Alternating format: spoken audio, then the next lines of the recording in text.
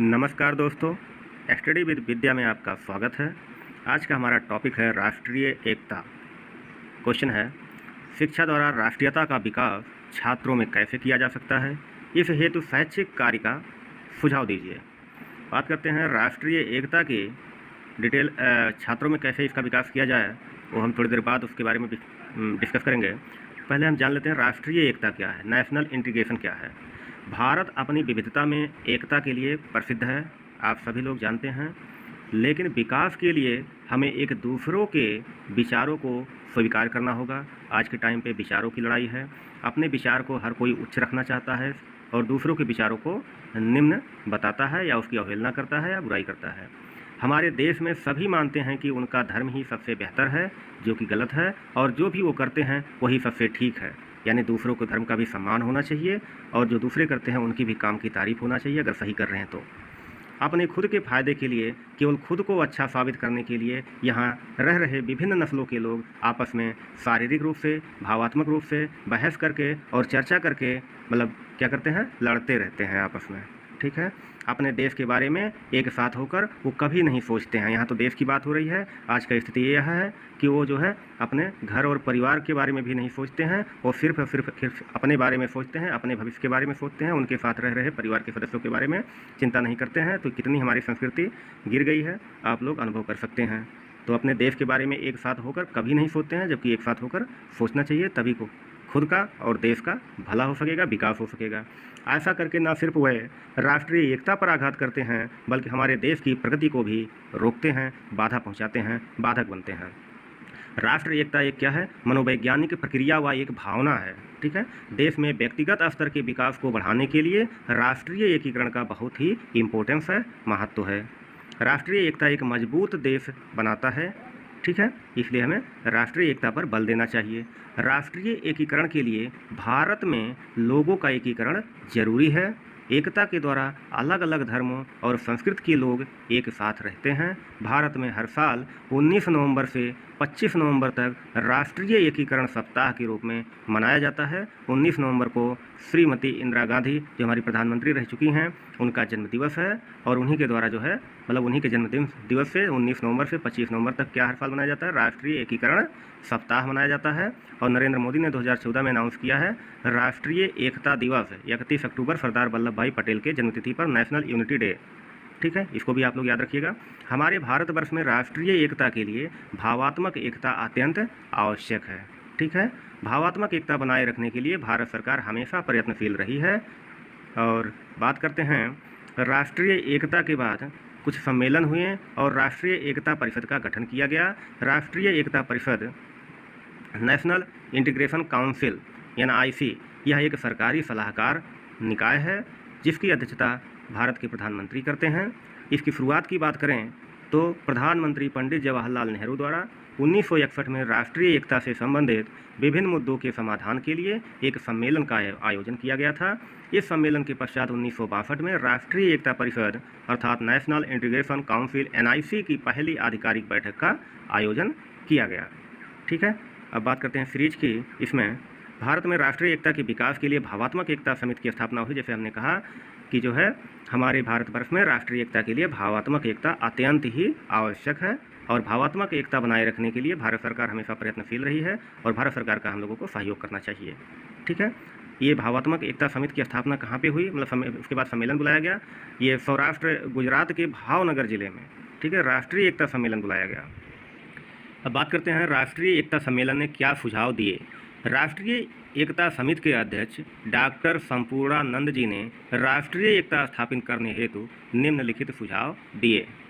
अब अगर थोड़ा सा चर्चा हम डॉक्टर संपूर्णानंद जी के बारे में करें तो डॉक्टर संपूर्णानंद जो है एक कुशल तथा निर्भीक राजनेता थे, साहित्यकार थे, अध्यापक थे और स्वतंत्रता सेनानी थे और उत्तर प्रदेश के मुख्यमंत्री भी थे। संपूर्णानंद सरस्वती विश्वविद्यालय में विशेष योगदान रहा डॉक्टर संपूर्णानंद जी का। वे सदा हिंदी के पक्षधर रहे थे। उन्हें हिंदी की श्रीवृद्धि के लिए यानी हिंदी के विकास के लिए समाजवाद पुस्तक पर मंगला प्रसाद पुरस्कार भी मिला था। 1940 में वे अखिल भारतीय हिंदी साहित्य सम्मेलन के सभापति भी निर्वाचित हुए थे और नागरी परिचालनी सभा के अध्यक्ष भी रह चुके थे। तो संपूर्णानंद जी ने राष्ट्रीय एकता स्थापित करने हेतु जो सुझाव दिए हैं वो कुछ इस प्रकार हैं। नंबर 1, शिक्षा द्वारा बालकों में उचित अभिरुचियों, दृष्टिकोणों और संवेगों का विकास किया जाए ताकि वह अपनी संस्कृति, विरासत की विशेषताओं और परंपराओं को समझ सकें। अब हम लोग एक एक करके देखते हैं कि ये मनोविज्ञान में जो है अभिरुचियाँ क्या हैं, दृष्टिकोण क्या है और संवेग क्या है। ठीक है, बिना इन तीनों टर्म्स को समझे आप लोग इस लाइन को नहीं समझ पाएंगे कि शिक्षा द्वारा बालकों में अभिरुचियों, दृष्टिकोणों और संवेगों का विकास किया जाए। पहले हम ये जानेंगे कि हैं क्या तीनों। अब अभिरुचियों अर्थात अभिरुचि का हम पर्यायवाची की बात करें तो अभिरुचि मतलब शौक से ले सकते हो आप, झुकाव या एप्टीट्यूड बोल सकते हो। ठीक है, अभिरुचि शब्द का प्रयोग व्यापक अर्थ में किया जाता है। मनोविज्ञान और शिक्षा में रुचि शब्द के स्थान पर अभिरुचि का प्रयोग किया जाता है। अभिरुचि एक आंतरिक प्रेरक शक्ति है, ठीक है, जो अंदर से आपको क्या देती है, प्रेरणा देती है, जो हमें ध्यान देने के लिए किसी वस्तु, व्यक्ति या क्रिया के प्रति प्रेरित करती है। अभिरुचि एक मानसिक संरचना है जिसके द्वारा व्यक्ति किसी वस्तु से अपना लगाव या संबंध प्रकट करता है। ठीक है, अब बात करें ड्राइवर के अनुसार अभिरुचि क्या है, तो अभिरुचि अपने क्रियात्मक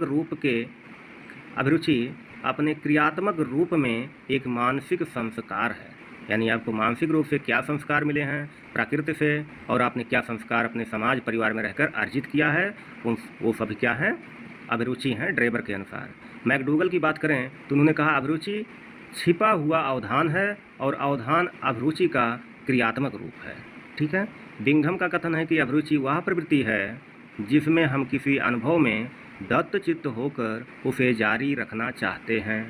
क्रो एंड क्रो के अनुसार अभिरुचि वह प्रेरणा शक्ति है जो हमें किसी व्यक्ति, वस्तु या क्रिया की ओर ध्यान देने के लिए प्रेरित करती है। अब अभिरुचि के स्रोत की बात करें तो प्राकृतिक स्रोत हो सकता है, यानी प्रकृति से हमने क्या संस्कार लिए हैं। अर्जित स्रोत हमने क्या घर परिवार समाज में रहकर क्या अर्जित किया है।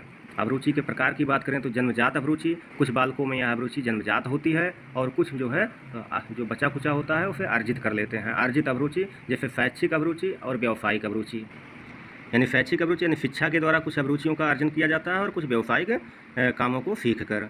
अभिरुचि की प्रारूप की बात करें तो अभिरुचि के 3 प्रारूप माने जाते हैं। एक व्यक्त अभिरुचि यानी जो व्यक्त किया जा सके, और एक अभिव्यक्तात्मक अभिरुचि, और तीसरा परीक्षित अभिरुचि यानी किसी के द्वारा जो है एक मापदंड बना के जो है किसी की अभिरुचियों को मापा जा सकता है।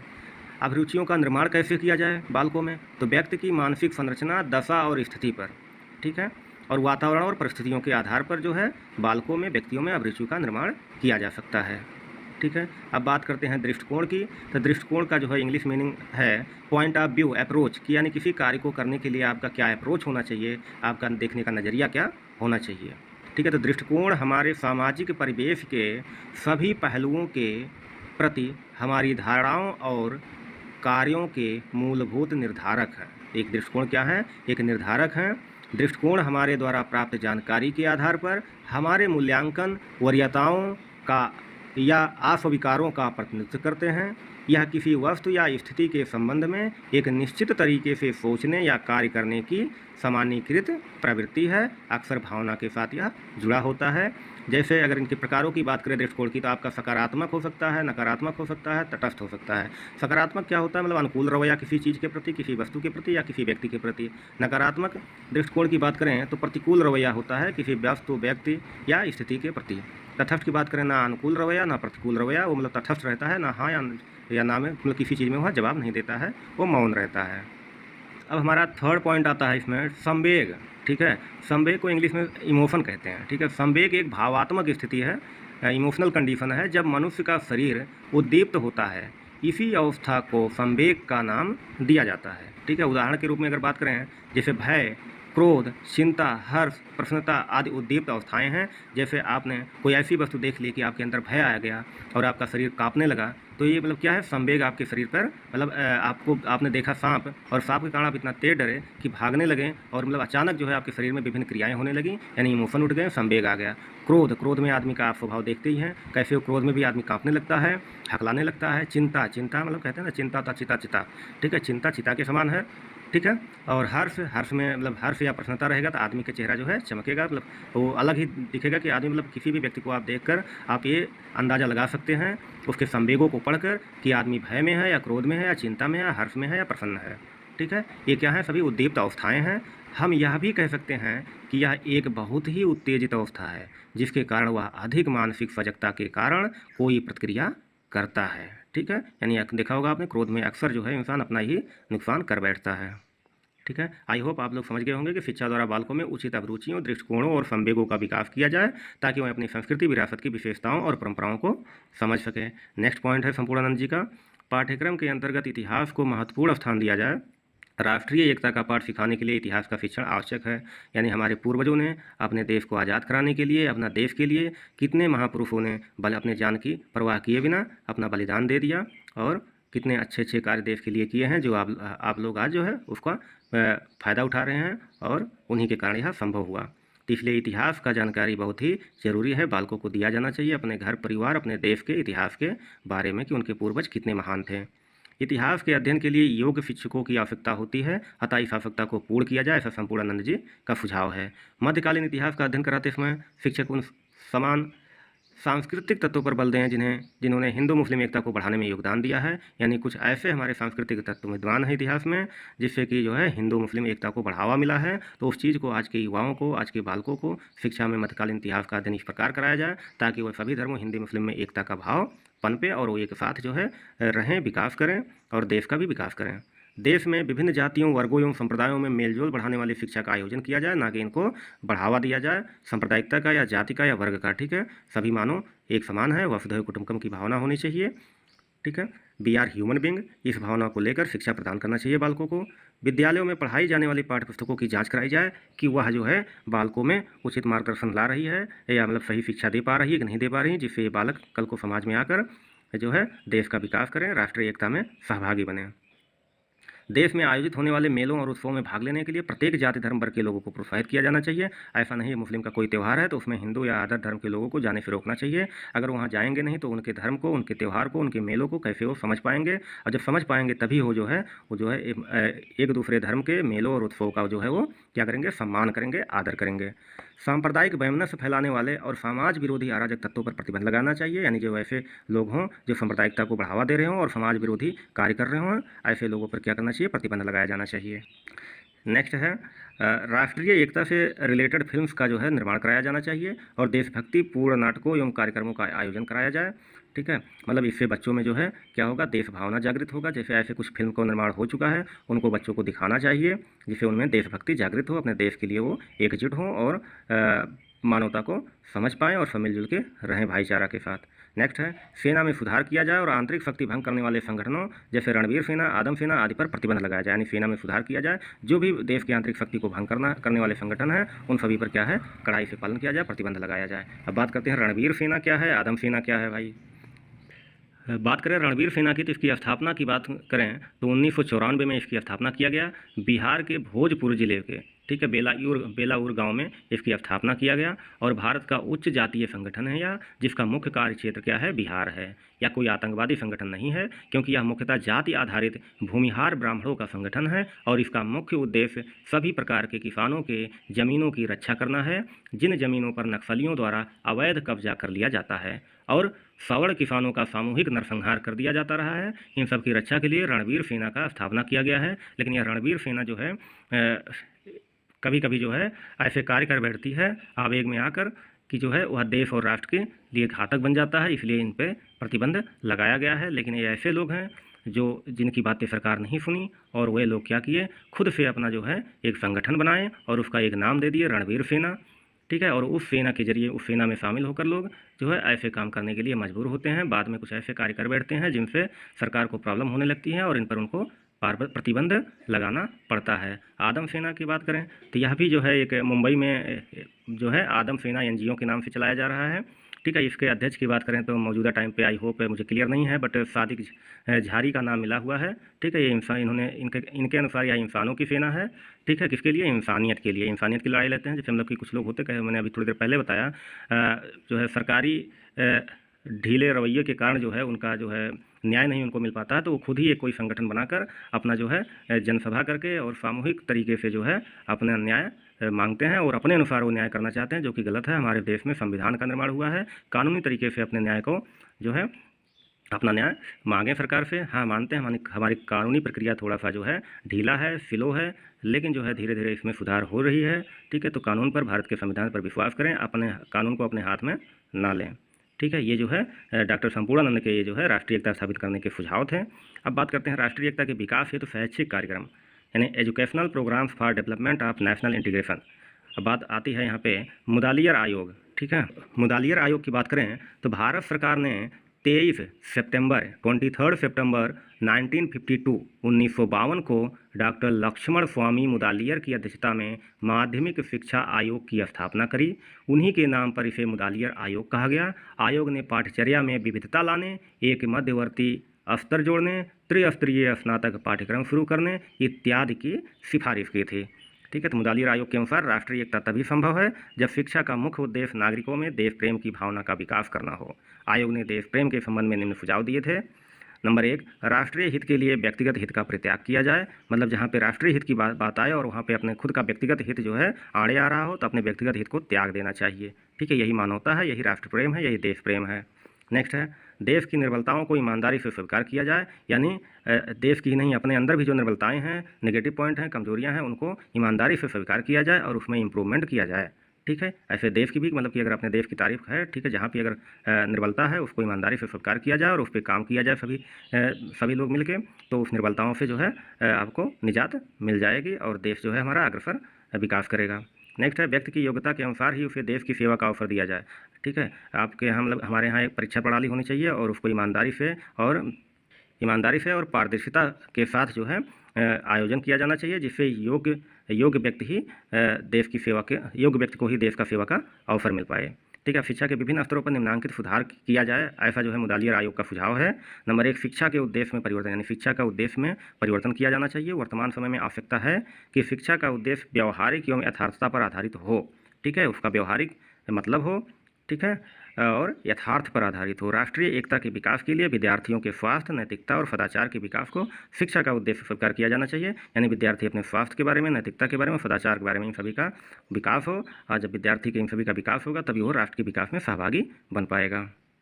नेक्स्ट बात करें, नंबर 2, पाठ्यक्रम एवं पाठ्यगामी क्रियाएं होनी चाहिए। पाठ्यक्रम में समाज सेवा और राष्ट्र सेवा को स्थान दिया जाना चाहिए। विभिन्न स्तरों का जो पाठ्यक्रम तैयार किया जाए वह बालकों की योग्यता और क्षमता के अनुकूल होना चाहिए। इस चीज़ों को सदा ध्यान में रखना चाहिए। साथ ही उसमें राष्ट्रीय एकता के विकास की सामर्थ्य हो, तो ऐसा पाठ्यक्रम होना चाहिए जिससे छात्रों में राष्ट्रीय एकता के जिसमें उस पाठ्यक्रम में राष्ट्रीय एकता का विकास करने की सामर्थ्य हो, शक्ति हो। ठीक है, अब बात करते हैं प्राथमिक स्तर पर इन्होंने मुदालियर आयोग ने क्या सुझाव दिए थे। इस स्तर पर पाठ्यक्रम में निम्न कार्यक्रमों को समाहित किया जाना चाहिए। जैसे पाठ्यक्रम में कहानियों में लोकगीतों को स्थान दिया जाना चाहिए। नंबर 2, कहानियों का चुनाव देश के विभिन्न क्षेत्रों से किया जाना चाहिए। इससे छात्रों को देश के विभिन्न क्षेत्रों का नॉलेज मिलेगा, अपने पूरे देश के बारे में वो जान पाएंगे। ठीक है, नेक्स्ट है, बालकों को विभिन्न क्षेत्रों के महापुरुषों के नाम से परिचित कराना चाहिए। जो भी हमारे देश के महान पुरुष हैं वो देश के लिए अपने न्यौछावर किए हैं और देश के लिए ही अपना पूरा जीवन जिए हैं, ऐसे महापुरुषों के नाम से परिचित करवाना चाहिए बालकों को प्रत्येक क्षेत्र के मानव भूगोल की जानकारी कराई जानी चाहिए। बालकों को राष्ट्रीय गीत, राष्ट्रीय झंडे और राष्ट्रीय चिन्ह का पूर्ण ज्ञान कराया जाना चाहिए। इससे वो जो है राष्ट्र प्रेम में क्या होंगे, अग्रणी होंगे और सहभागी बन पाएंगे और अपने राष्ट्र से प्रेम करेंगे। नेक्स्ट है, बालकों द्वारा राष्ट्रीय त्यौहार मनाए जाएं, उनमें से इन त्यौहारों से संबंधित नियमों का पालन कराया जाए। जैसे हमारे यहाँ 2 अक्टूबर, ठीक है, गांधी जी और लाल बहादुर शास्त्री का जन्मदिन मनाया जाता है। 31 अक्टूबर को पंडित जवाहरलाल नेहरू, 19 नवंबर को श्रीमती इंदिरा गांधी। ठीक है, ऐसे जितने भी महापुरुष हैं हमारे, मतलब राष्ट्रीय त्यौहार जो हमारे देश में मनाए जाते हैं, ठीक है, वो मनाए जाएँ और उनसे संबंधित जो भी उनके जो है नियम थे, जो भी आदेश उन्होंने दिया था राष्ट्र प्रेम के लिए, जो भी वचन दिए थे, उन सभी चीज़ों से बच्चों को अवगत कराया जाए और उनके द्वारा किए गए महान कार्यों की भी जानकारी उन्हें दी जाए। इससे उनमें जो है राष्ट्र प्रेम और देश प्रेम का क्या होगा, मतलब विकास होगा और पनपेगा, उस राष्ट्र प्रेम के प्रति अग्रसर होंगे। नेक्स्ट, माध्यमिक स्तर पर इन्होंने क्या सुझाव दिया मुदालियर आयोग ने, बालकों को देश के सामाजिक और सांस्कृतिक इतिहास का ज्ञान कराया जाना चाहिए। ठीक है, इससे बच्चों में जानकारी बढ़ेगी समाज के प्रति और संस्कृति के प्रति। बालकों को देश के विभिन्न क्षेत्रों की सामाजिक एवं सांस्कृतिक दशाओं से परिचित कराया जाए कि देश के विभिन्न क्षेत्रों की, यानी जिस क्षेत्र में रह रहे हैं उसी के नहीं, देश के अलग अलग क्षेत्रों के सामाजिक और सांस्कृतिक, वहाँ की समाज कैसा है, वहाँ का संस्कृत कैसा है, इसके बारे में भी देश मतलब बच्चों को बताया जाना चाहिए।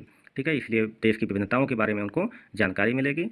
पाठ्यक्रम में नागरिक शास्त्र, समाज शास्त्र और सामाजिक विषयों को स्थान दिया जाए, जिससे नागरिकों में राष्ट्रीय चेतना का विकास हो के राष्ट्रीय चेतना के विकास के लिए बालकों के पाठ्यक्रम में माध्यमिक स्तर पर नागरिक शास्त्र विषय, समाज शास्त्र विषय और सामाजिक विषय को जो है स्थान दिया जाना चाहिए। नेक्स्ट है उच्च स्तर की बात। उच्च स्तर पर मुदालियर आयोग क्या सुझाव हैं? यानी विश्वविद्यालय स्तर पर समय समय पर विचार गोष्ठियों और अध्ययन गोष्ठियों का आयोजन किया जाना चाहिए। यानी ऐसे समायोजन करना चाहिए जिससे जो है कई दूर दराज के पूरे देश के जो है विचारक आएँ, अपने अपने विचार रखें। ठीक है, इससे बालकों में जो है बालकों में तर्क वितर्क का विकास होगा और वो देश के विभिन्न लेखकों, विभिन्न विचारकों के विचारों को जान पाएंगे। इन गोष्ठियों में भाग लेने के लिए विभिन्न विद्यालयों के विद्यार्थियों को भी आमंत्रित किया जाना चाहिए। देश के विभिन्न क्षेत्रों में युवा उत्सव यानी यूथ फेस्टिवल का आयोजन किया जाए। इन उत्सवों में भाग लेने के लिए देश के विभिन्न विश्वविद्यालयों के चुने हुए विद्यार्थियों को भाग लेने के लिए प्रोत्साहित किया जाए। ठीक है, नेक्स्ट है विद्यालय की स्थापना एवं संचालन जाति विशेष, संप्रदाय या वर्ग विशेष द्वारा न होकर ऐसे लोगों द्वारा हो जिसका प्रमुख उद्देश्य राष्ट्र की प्रगति हेतु कुशल एवं कर्मठ नागरिकों का निर्माण करना हो। ठीक है, यहाँ पे जाति, धर्म, संप्रदाय इन सबको छोड़कर विद्यालय का स्थापना और संचालन ऐसे लोगों के द्वारा होना चाहिए जो राष्ट्र की प्रगति हेतु कुशल और कर्मठ नागरिकों का क्या कर सकें, निर्माण कर सकें, जो देश के काम आए। प्रत्येक दशा में विद्यालय ऐसा हो जो राष्ट्रीय एकता के विकास में पूरी तरह से सहायक हो। ठीक है, यानी जो भी वहाँ से बालक पढ़ के निकलें वो राष्ट्रीय एकता के विकास में पूरी तरह क्या हो, सहायक हों। नेक्स्ट पॉइंट है शिक्षण विधि। ठीक है, शिक्षण विधि पर मुदालियर आयोग ने क्या सुझाव दिए? सामाजिक विषय के अध्ययन में शिक्षक पर बल दिया जाना चाहिए कि सामाजिक विषय का अध्ययन अच्छे से कराए बालकों को व्यवहारिक तरीके से, कि किस प्रकार सामाजिक विषय का अध्ययन कर विद्यार्थी राष्ट्र की समस्याओं का समाधान करने में सक्षम हो सकता है। इस प्रकार साहित्य और भूगोल के शिक्षण द्वारा विद्यार्थियों में देश प्रेम की भावना का विकास किया जाना चाहिए, ऐसा मुदालियर आयोग का सुझाव है।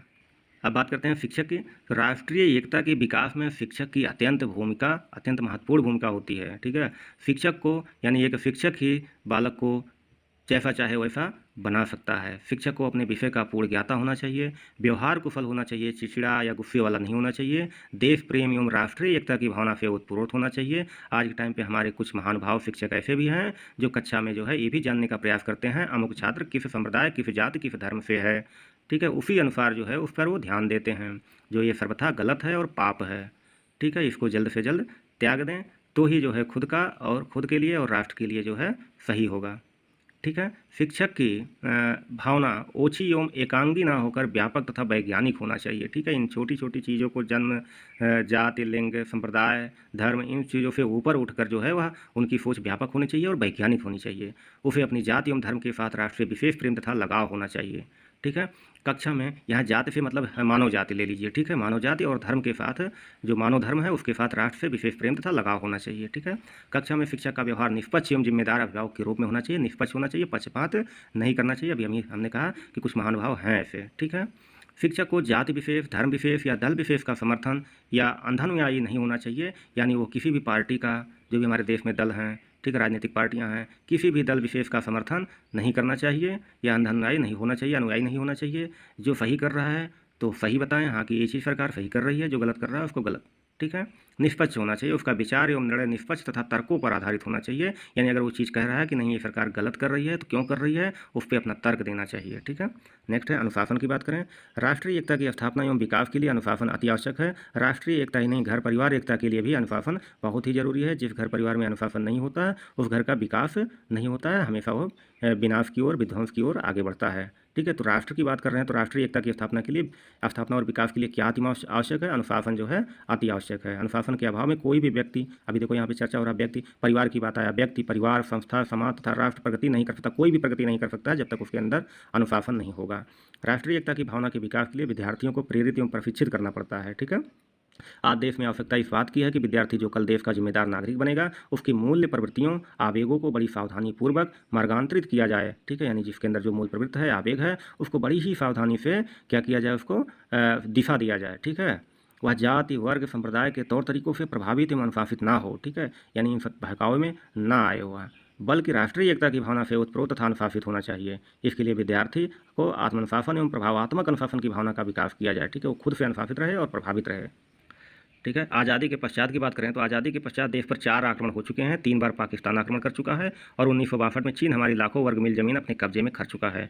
आज भारत, चीन और पाकिस्तान सभी परमाणु हथियार संपन्न राष्ट्र बन चुके हैं। कारगिल में अगले युद्ध का बीजारोपण भी हो चुका है। देश को बाहरी शक्तियों के साथ साथ आंतरिक विघटनकारी शक्तियों का भी सामना करना पड़ रहा है। ऐसे में जो है राष्ट्रीय एकता बहुत ही जरूरी है। ऐसी दशा में देश की रक्षा करने का एकमात्र उपाय यही है कि हम शिक्षा को माध्यम बनाकर जन जन में राष्ट्रीय एकता का संचार करें और विद्यार्थियों में राष्ट्रीय एकता की भावना का विकास करना नितांत आवश्यक है। इस संबंध में डॉक्टर श्री माली ने ठीक ही लिखा है, यदि हम मुश्किल से मिलने वाली अपनी आज़ादी की सुरक्षा एवं समृद्धि चाहते हैं तो हमें राष्ट्रीय एकता की प्रक्रिया को जारी रखना और शक्तिशाली बनाना होगा। कितनी मुश्किल से हमें आज़ादी मिली है, कितने सैकड़ों साल की हमने जो है गुलामी झेली है, उसके बाद कितने हमारे जो है हमारे देश के नागरिकों ने अपनी जान की बलि दी है, कुर्बान दी है, कितनी अत्याचार सहे हैं। इतना सब कुछ होने के बाद हमें मुश्किल से आज़ादी मिली है। अगर हम उसकी सुरक्षा और समृद्धि ना कर पाएँ तो लानत है ऐसी ज़िंदगी पर, ऐसे देशवासी मतलब। तो हमें जो है राष्ट्रीय एकता पर बल देना चाहिए। और जो अभी हमारे संग साथी जो है जो भी हैं इस वीडियो को जो भी देख रहे हैं वो इन पर अमल ज़रूर करें। धन्यवाद दोस्तों। इस सीरीज का BEd first year paper first का सीरीज जो है यहीं पे समाप्त होता है। आप लोग इसका रिवीजन 2-3 बार करेंगे। आई होप अच्छा